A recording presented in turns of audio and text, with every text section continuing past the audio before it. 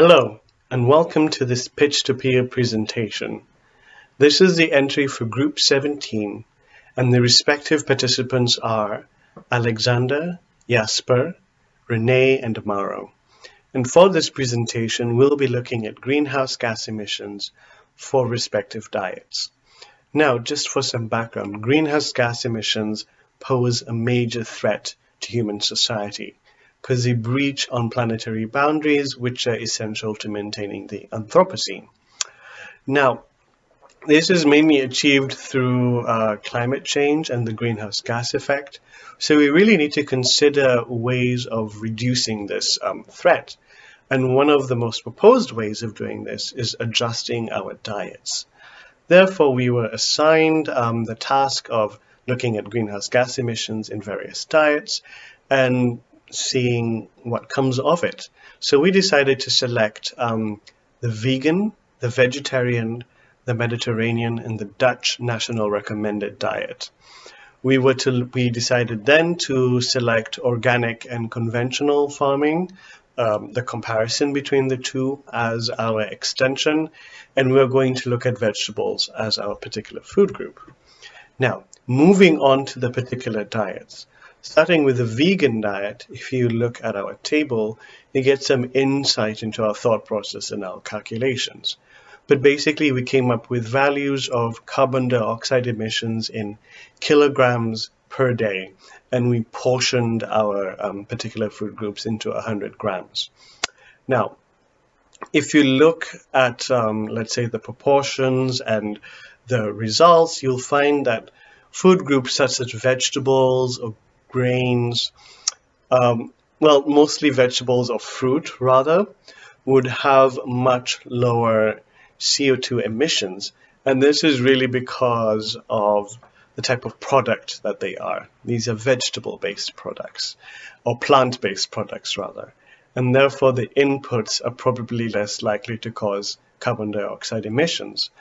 Grain as a plant-based food group seems to produce the highest carbon dioxide emissions, considering that these go up to 8 kilograms of CO2 emissions a day. But you'll find in comparison to the other diets, the total of having 11 kilograms of CO2 emissions a day for the vegan diet is actually relatively low. Now, if we move on to the vegetarian diet, we start to get a very different picture because, again, you have low emissions coming from vegetables and fruits and legumes, and some moderate emissions from grains. But then we have the heavy introduction of dairy and cheese. And these are animal products. And as you can see, they have much higher emissions. Well, for example, you have cheese having 5.5 kilograms of CO2 emissions a day, and dairy having something like 17. And from 11, you have 36 kilograms of carbon dioxide emissions a day. And this is significantly higher.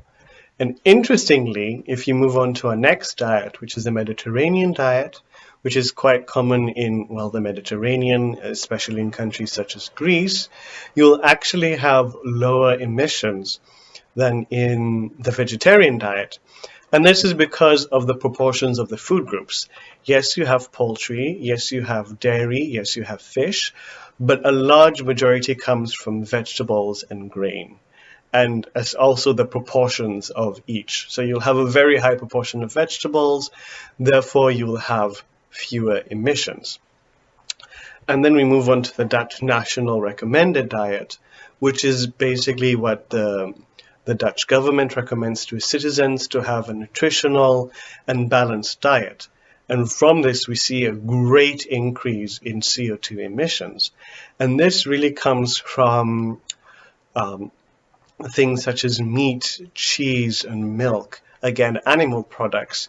If you look at meat, for example, which largely concerns beef, you have upwards or actually 50 kilograms of CO2 emissions a day, which is quite significant. And if you then look at the resulting total emissions for this diet a day, you'll have something like 76.2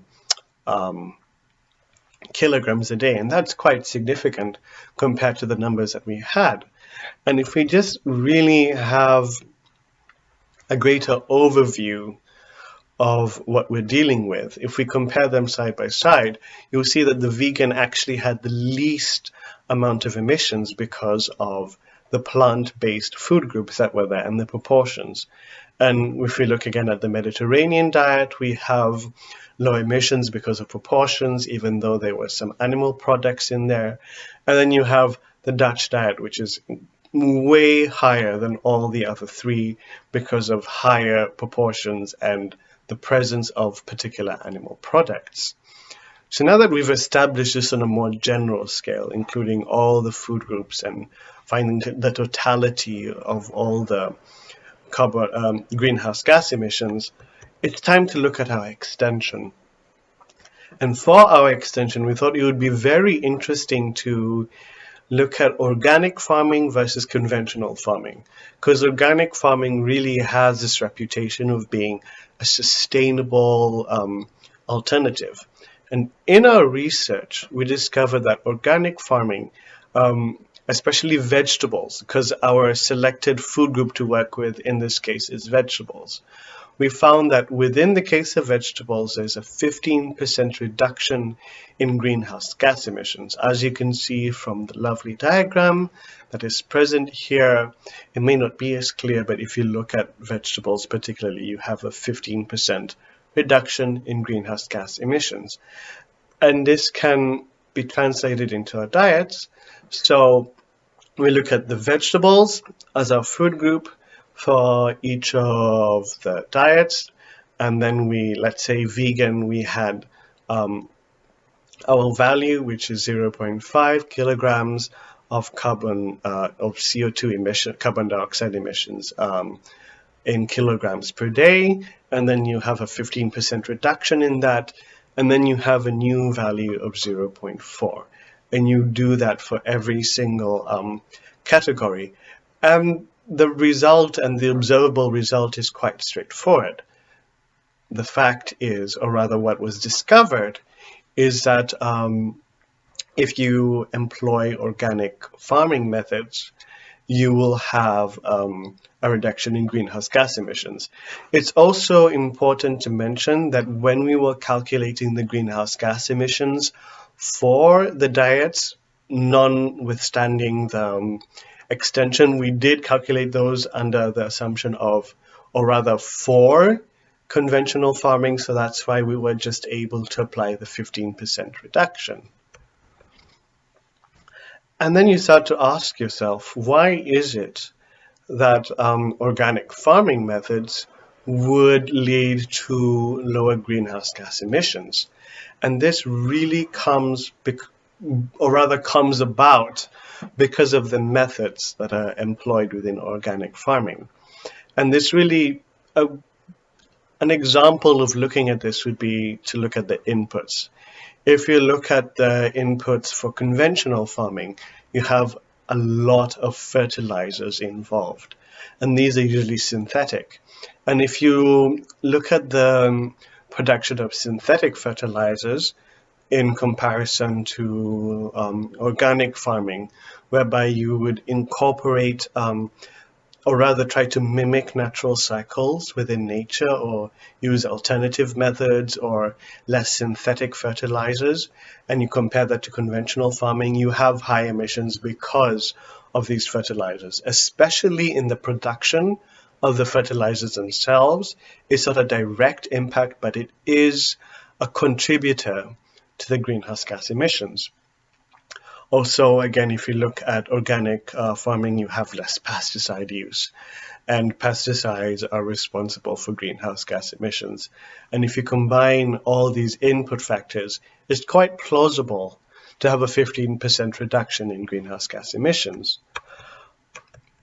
But there are further implications to all of this, because organic farming methods may be great or may be useful in reducing greenhouse gas emissions, but you need to look at the entire picture. And that's when you start to realize some implications of what you're looking at when you do some research into this.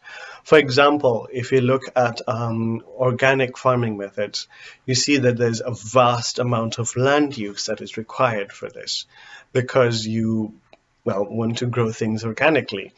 And though you have lower greenhouse gas emissions, you're using more land. And this can have unseen consequences. For example, you have less land for a particular activity, and therefore there's sort of like a gap in this activity, and then it's fulfilled somewhere else in the world. And then those particular areas would then have higher emissions, for example. Like if you're competing with conventional farming and they have less land use here, and then there'll be more land use somewhere else. And if you look at the graph that's displayed currently, you will see that land use is increased. Interestingly, eutrophication, which is something that we expected would be less in this instant, is actually greater because of organic farming. And also the energy use, because the methods employed tend to be less efficient. So what does this all mean? How do we package this into an interesting conclusion? Well, let's view this in a nutshell. One important factor was that the vegan diet had the least emissions, and that was because of the food groups that were mainly plant-based, and they mainly elicit less greenhouse gas emissions. And then we looked at our extension, and we discovered that for organic farming methods versus conventional, there is a 15% reduction in greenhouse gas emissions for vegetables. And when we tried to ask ourselves why this was the case, we realized that this came to the inputs that were involved in organic farming, and those were the inputs and methods, and those tended to have less greenhouse gas emissions. However, there were other factors to consider, and such as land use, eutrophication, and energy use. And this really, especially considering the 15%, makes you question whether organic farming really is worth it. And then we think there can be a middle ground.